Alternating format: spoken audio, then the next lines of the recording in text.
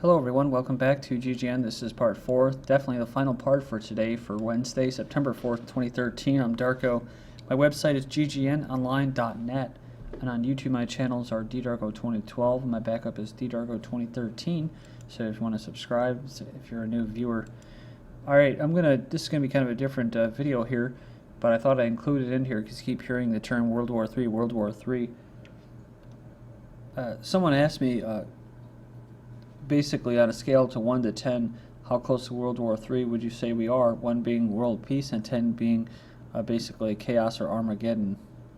And the first thing I said was, personally, I think that we've been in World War II or World War III since the end of World War II. My basis for this is Albert Pike, a Mason. His predictions on 3 world wars. He received a vision which he described in a letter that he wrote to Mazzini dated August 15, 1871, which outlined plans for 3 world wars that were seen as necessary to bring about the one world order, and we can marvel at how accurately it was predicted.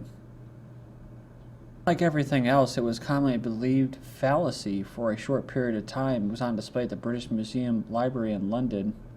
To date, no conclusive proof exists to show that this letter was ever written. Nevertheless, the letter is widely quoted and the topic of much discussion. Following are apparently extracts of the letter showing how 3 world wars have been planned. The First World War must be brought about in order to permit the Illuminati to overthrow the power of the Tsars in Russia and the making that country a fortress of atheistic communism. The divergences caused by the agentur agents of the Illuminati between the British and Germanic empires will be used to foment this war. At the end of the war, communism will be built and used in order to destroy the other governments and in order to weaken the 2 religions.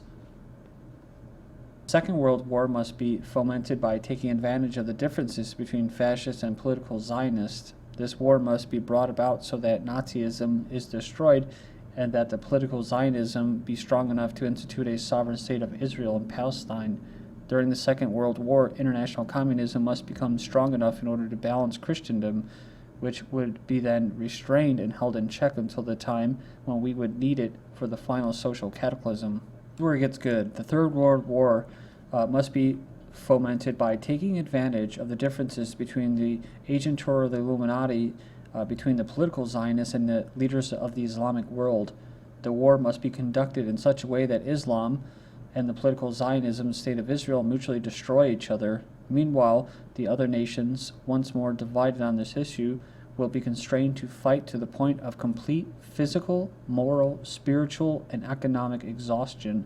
We shall unleash the nihilists and the atheists, and we shall provoke a formidable social cataclysm, which in all its horror will show clearly to the nations the effect of absolute atheism, origin of savagery, and the most bloody turmoil. Then everywhere the citizens, obliged to defend themselves against the world minority of revolutionaries, will exterminate these destroyers of civilization and the multitude, and disillusioned with Christianity, whose deistic spirits will from that moment be without compass or direction, anxious for an ideal, but without knowing where to render its adoration, will receive the true light through the universal manifestation of the pure doctrine of Lucifer, brought finally out in public view. This manifestation will result from a general reactionary movement which will follow the destruction of Christianity and atheism, both conquered and exterminated at the same time. So that's why I said, personally, I think we've been in World War III since the end of World War II. As far as a hot war goes, it appears to be at a 6.5 to 7. My reasoning is because although the breaking up of Syria seems imminent, the question of how Iran, Russia, and China will react is still in question to me. I'm aware of the news of Putin and Iran's new president vowing support, yet no matter what happens, my gut seems to tell me Russia and China will stand aside so long as their economic interests are not threatened. So it's basically up to Iran. And again, I have, just like Russia, I'm apprehensive about Iran and Russia saying that they're sovereign nations and that they're free and autonomous and they don't have agents inside there. We may see a few years of post-Syria become like Iraq and Libya. This will, of course, threaten the established order in surrounding countries, including Iran, Lebanon, Turkey, Jordan, Saudi Arabia, and maybe even Israel, and the further destabilization of North Africa. I even think there may be the destruction of Israel, like we were talking about, right? They create it, then they destroy it. A heavier presence of China, SCO, BRIC, and NATO EDU in Africa, tied in with a standoff between India and Pakistan, is the next phase, in my opinion. Maybe some skirmishes in the Pacific over trade territories, but most of these will probably be proxy wars. We'll see. World War III is about conquering the planet and putting each country into submission by the way of exhausting each nation of the resources and ability to borrow, usury. This will bring people to their knees begging for a new order. I think when we see Al-Qaeda or uprisings for democracy, Iran, the scale will go up to 8 to 8.5. So when you see Al-Qaeda and uprisings for democracy in Iran, 8 to 8.5. If Turkey goes the same way and you see Al-Qaeda or uprisings for democracy in Georgia / Russia and Central Asia, the scale goes up to 9. And if Al-Qaeda and or uprisings in the U.S. and EU, a perfect 10.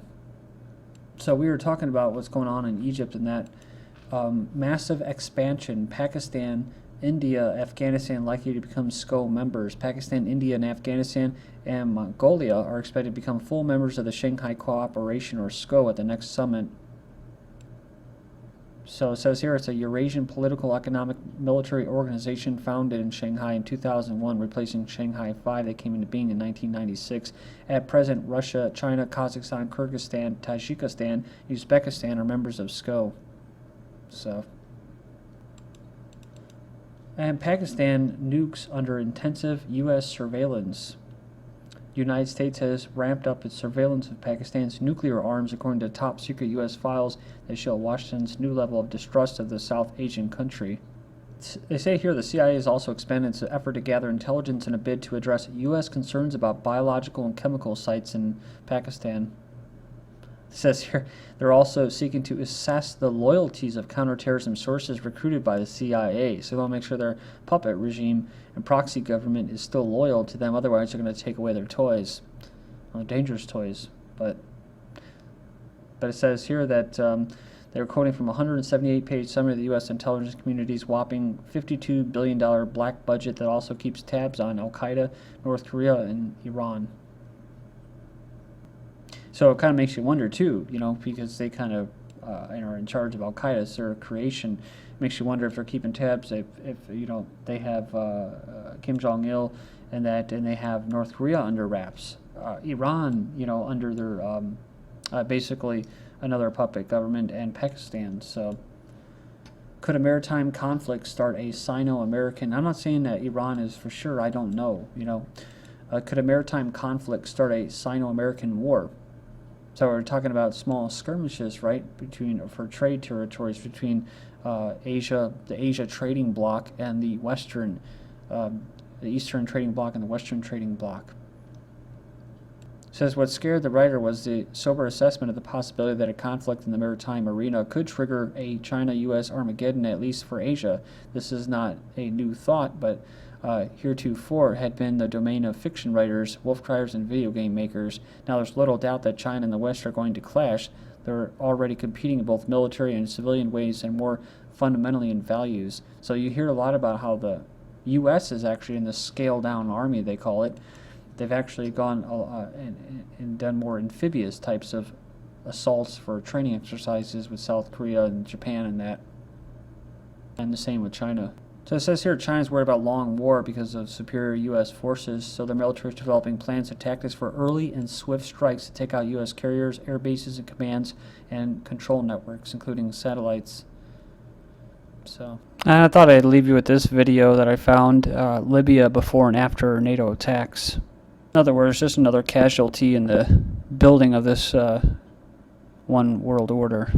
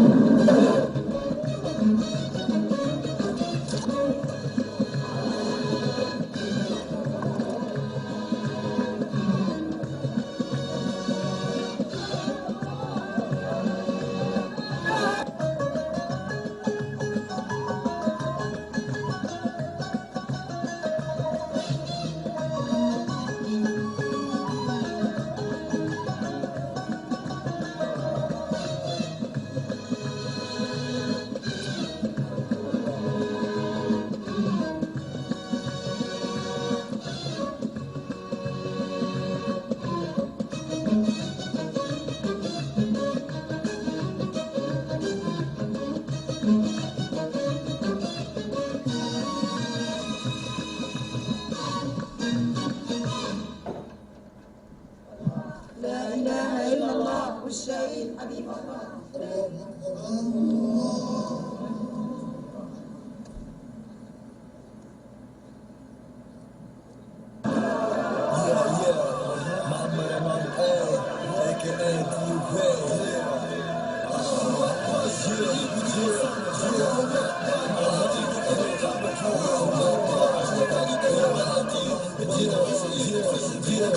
الله اكبر والدورة قامت من جديد بقيادة الزعيم معمر العقيد وراه الشعب وشاش ومعها قدايق يحسبوا النفط والثروة مال الشعب سايب. احنا رجال ولاد رجال احفاد رجال وقت الشدة شعب صامت جبار صعب في يوم تهدى من الشمال للجنوب من الشرق للغرب كنا معاك يا عقيد في السلم وفي الحرب ما تفرقنا فتنة ما يفرقنا اعلام كنا عرب ليبيين تحت راية الاسلام مغروسة فينا الشهامة مغروسة فينا الهمة بيك ومعاك من عصر الظلام من القمة التاريخ سجل دورة الفاتح من سبتمبر يوم الشعب اهتف يحيى العقيد بعمر يا امين الامة يا ملك الملوك كنا نحبوك وبرواحنا نبدوك. الله اكبر الشعب الليبي ديما صامت. الله اكبر مع العقيد الثورة قامت. الله اكبر عشنا ثاني ثورة مع العقيد 22 تفجر فينا فجر جديد. الله اكبر الشعب الليبي ديما صامت. الله اكبر مع العقيد الثورة قامت. الله اكبر عشنا ثاني ثورة مع العقيد 22 تفجر فينا فجر جديد. يا جزيرة ويا عربية ويا قناة الحرة عمرك ما كنتي حرة هذه الحقيقة المرة حقيقتكم الفلوس وسخ ليدان تبوا تشوفوا العقيد من دل زلزال العابدين. الله اكبر عشنا ثاني ثورة مع العقيد 22 تفجر فينا فجر جديد. It's cool, dude.